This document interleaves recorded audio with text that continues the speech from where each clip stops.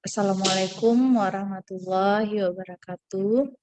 Perkenalkan, nama saya Maya Fernanda Dielsa SSTM Cap.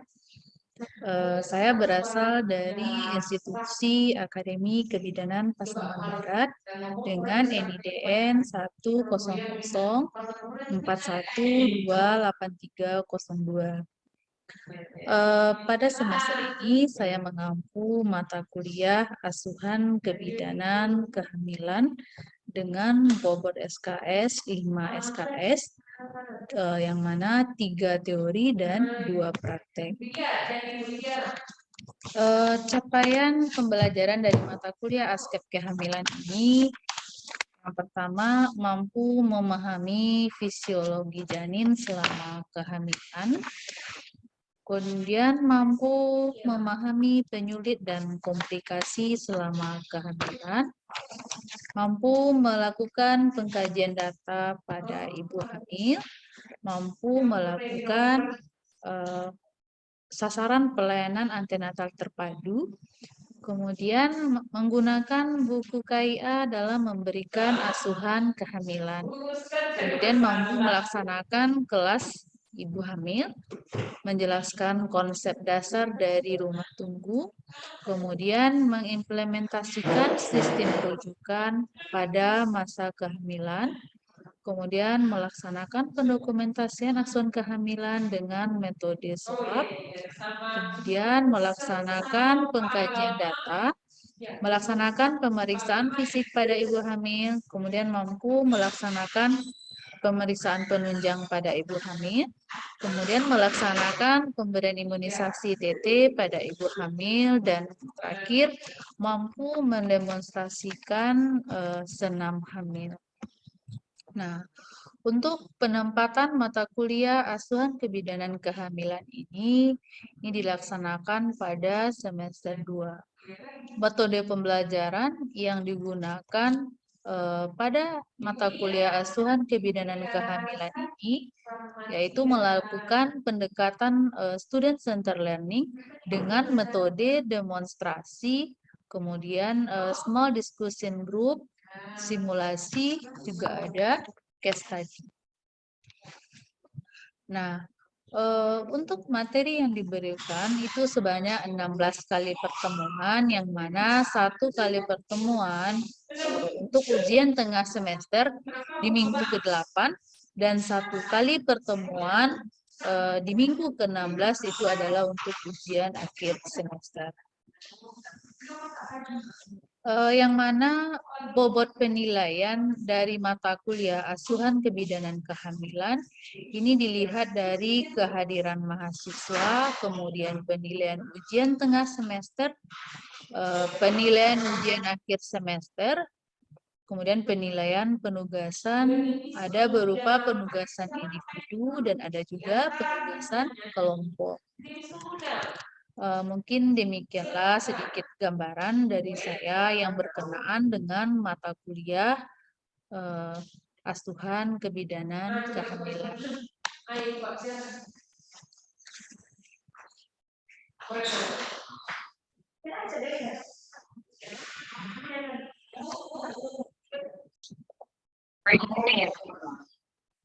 Assalamualaikum warahmatullahi wabarakatuh. Selamat siang semuanya. Ananda, pada hari ini kita pertemuan mata kuliah asuhan kebidanan kehamilan dengan topiknya konsep dasar dari asuhan kehamilan. Bagaimana pada hari ini? Sehat semua? Baiklah.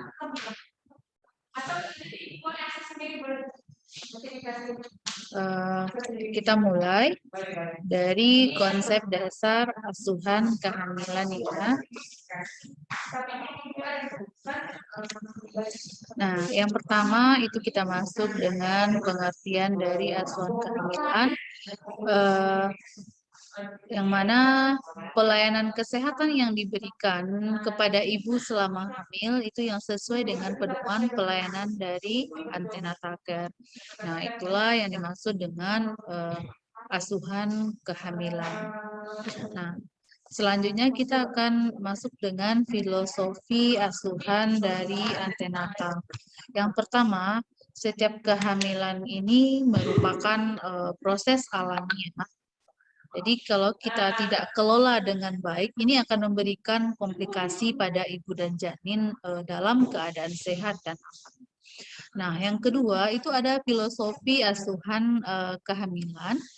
Ini menggambarkan keyakinan yang dianut oleh bidan dan dijadikan sebagai panduan yang diyakini dalam memberikan asuhan kebidanan pada klien selama masa kehamilan. Nah, sekarang ada tujuan antenatal care, itu beberapa di antaranya. Yang pertama itu adalah memantau kemajuan kehamilan dan untuk memastikan kesehatan ibu dan tumbuh kembang bayi.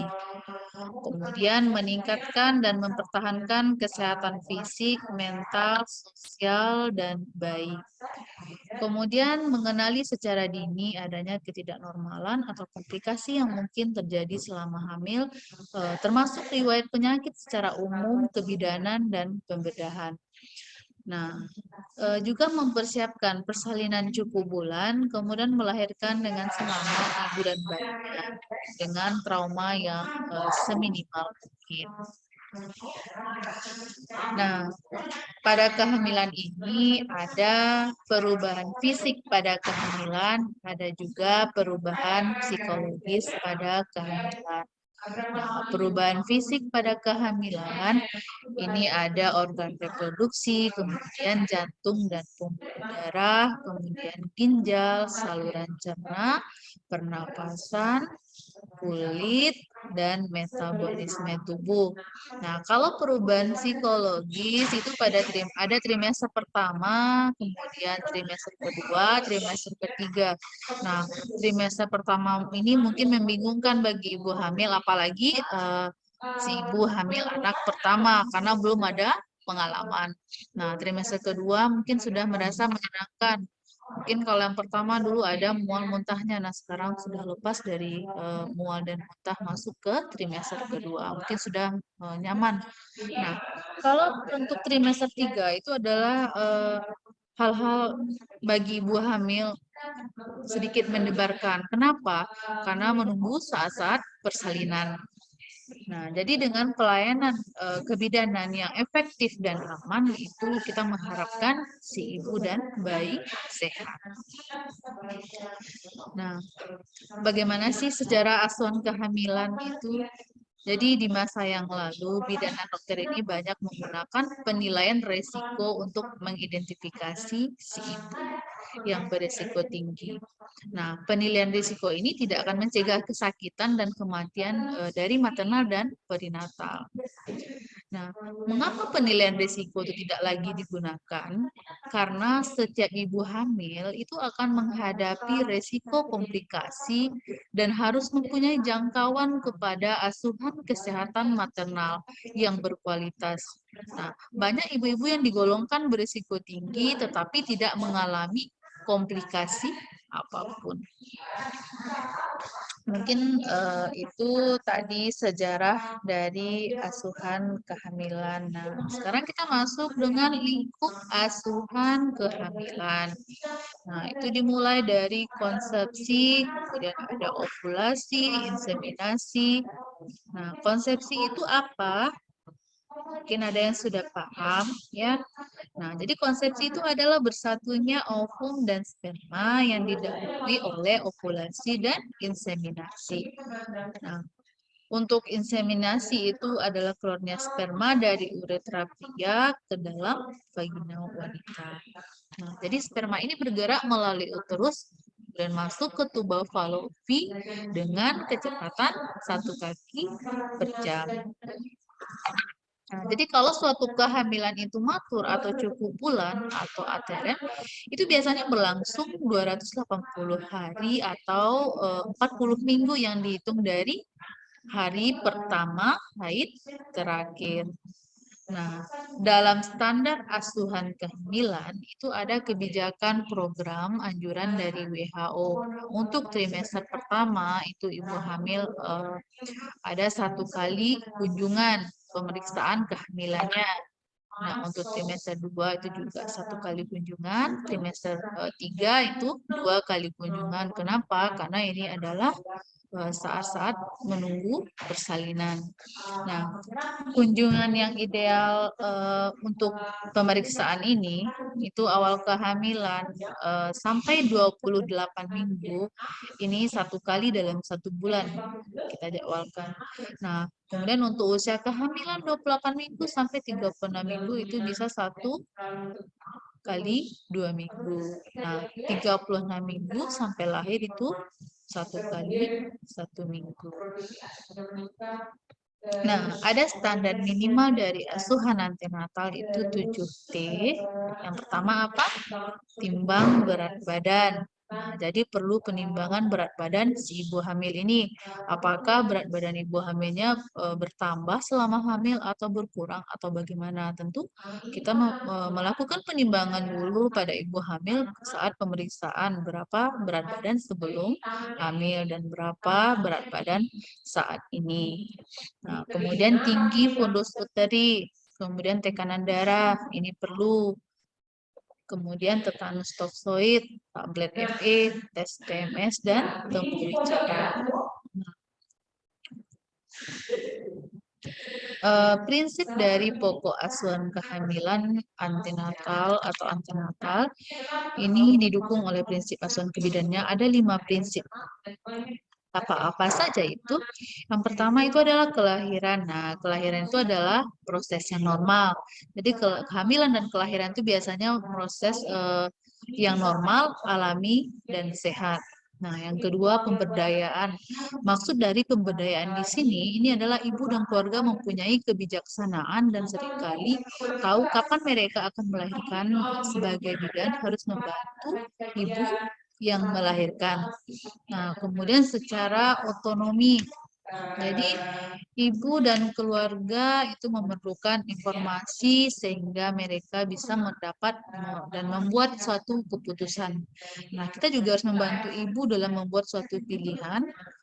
Apa sih yang terbaik untuk dirinya dan bayinya itu berdasarkan nilai dan kepercayaannya pada ibu hamil tersebut. Kemudian jangan membahayakan. Nah, jangan membahayakan di sini maksudnya bidan itu yang terampil harus tahu kapan kita melakukan sesuatu untuk pemeriksaan dari ibu hamil. Jadi asuhan selama kehamilan, kelahiran, dan pasca persalinan itu seperti halnya juga penanganan komplikasi. Nah, kemudian tanggung jawab. Nah, tanggung jawab ini setiap penolong persalinan itu harus bertanggung jawab terhadap kualitas asuhan yang ia berikan. Nah, tadi kok lagi lalu model. Model lagi tadi.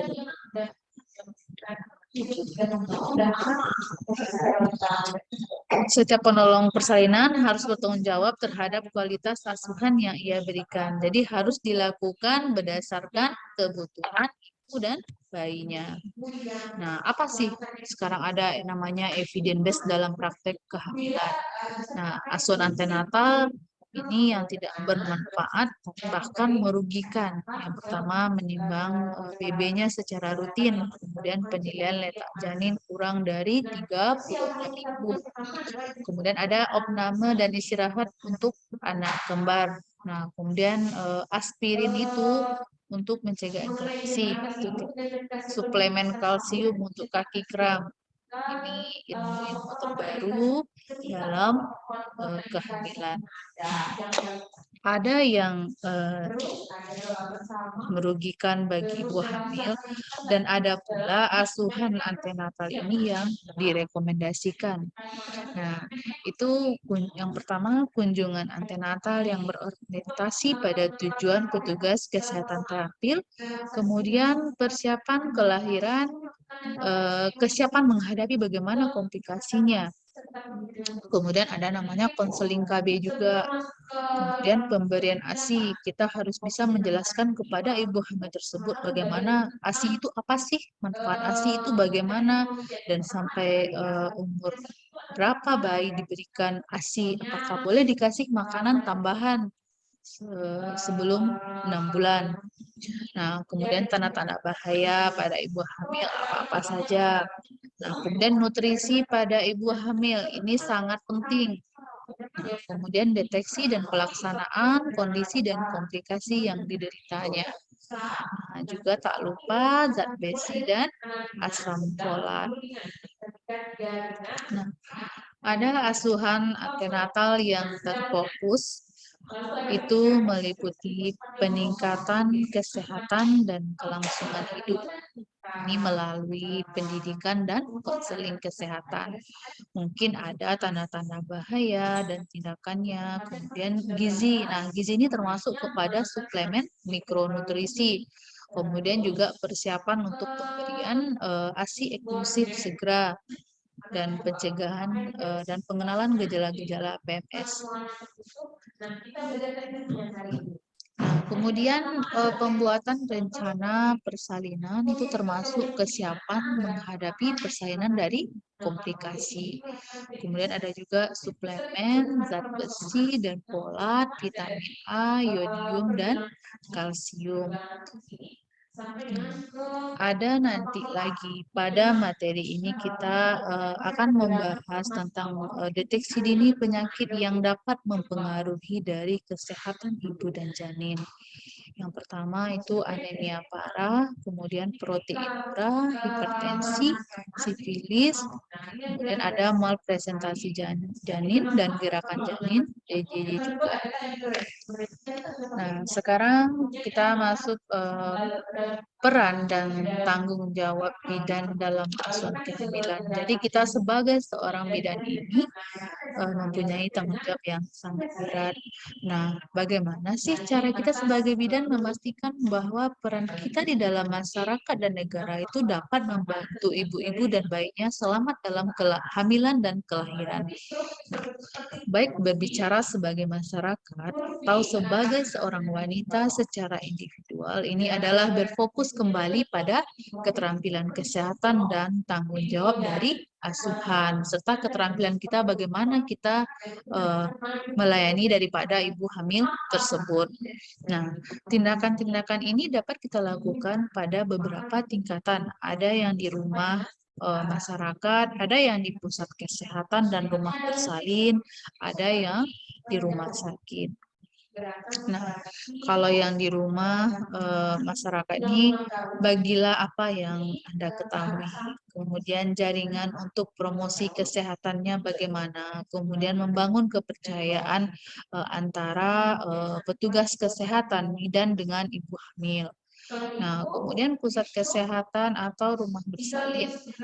Nah, bagaimana asuhan yang kita berikan itu berkualitas. Mungkin kalau kita membuka PMB itu sesuai dengan standar-standar yang ada. Bagaimana SOP-nya kita dalam menerima dan melayani pemeriksaan ibu hamil.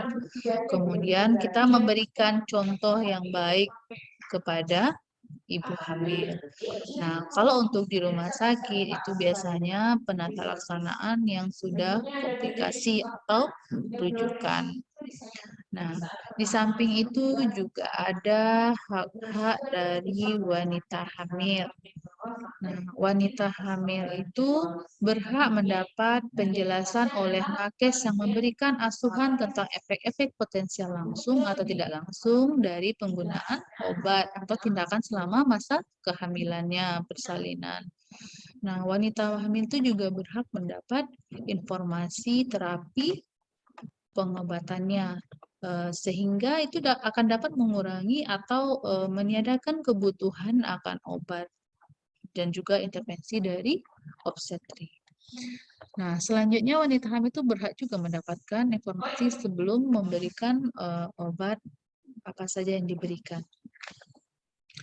Nah, selanjutnya wanita hamil berhak mendapatkan informasi sebelum atau bila diantisipasi akan dilakukan SC. Nah, ini ada inform consent-nya dulu. Kita membuat persetujuan dengan keluarga pasien dan termasuk kepada ibu hamil itu sendiri. Kita harus ada dulu inform consent-nya yang akan ditandatangani.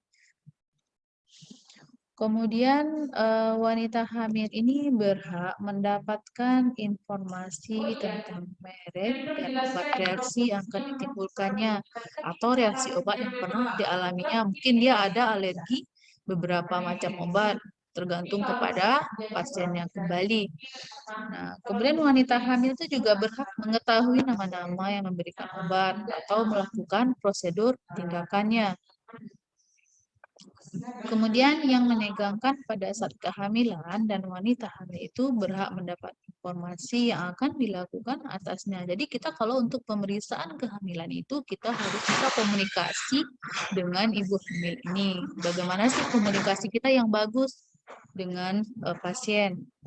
Nah, wanita hamil juga berhak mendapat informasi efek tindakan yang akan dilakukan pada ibu dan janin. Nah, kemudian wanita hamil itu berhak untuk ditemani selama masa-masa persalinan. Kenapa? Karena masa-masa persalinan itu ibu hamil butuh dukungan, support dari suami, dari keluarganya. Karena jelang kita persalinan itu kita merasakan bagaimana sakitnya menjelang persalinan.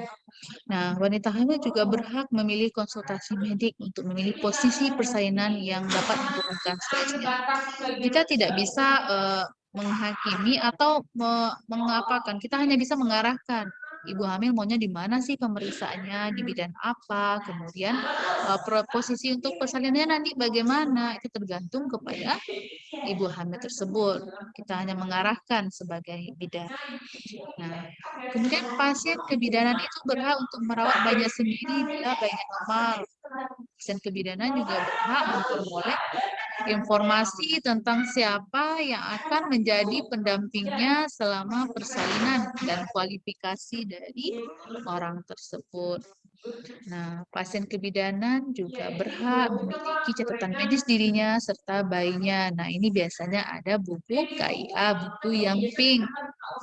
Nah, kemudian pasien kebidanan berhak memperoleh catatan perincian biaya rumah sakit atau tindakan atas dirinya. Ini nanti kalau di rumah sakit biasanya ada kwitansi yang resmi dari, jadi tidak bisa mengumpulkan biaya yang tidak sesuai dengan yang ada di rumah sakit. Nah, kemudian mempersiapkan ibu agar masa nifasnya berjalan normal dan pemberian dari ASI eksklusif. Kemudian bagaimana sih pemberian ASI eksklusif ini kita akan jelaskan kepada ibu hamil menjelang dia persalinan. Apa sih ASI eksklusif ini? Manfaatnya bagaimana? Kemudian apakah boleh dia kasih pisang, kasih bubur sebelum 6 bulan? Itu yang kita jelaskan kepada ibu. Kemudian peran ibu dan keluarga dalam menerima kelahiran bayi agar dapat tumbuh kembang. Nah, ini sangat berpengaruh sekali peran dari ibu dan keluarganya, terutama suami. Jadi kalau si ibu nanti saat melahirkan dia stres, itu ASI-nya juga sangat mempengaruhi ketika produksi. Jadi butuh dukungan dan support dari keluarga. Nah, masa kehamilan ini dimulai dari konsepsi sampai lahirnya janin itu biasanya 280 hari menurut referensi. Ada berbagai macam ya, beberapa referensinya. Atau 9 bulan 7 hari. Nah, periode dalam kehamilan ini terbagi dalam 3 triwulan atau trimester. Nah, trimester pertama itu awal kehamilan sampai 14 minggu. Kalau trimester kedua itu kehamilan dari 14 minggu sampai 28 minggu. Nah, trimester 3 itu kehamilan 28 minggu sampai 36 minggu atau 40 minggu.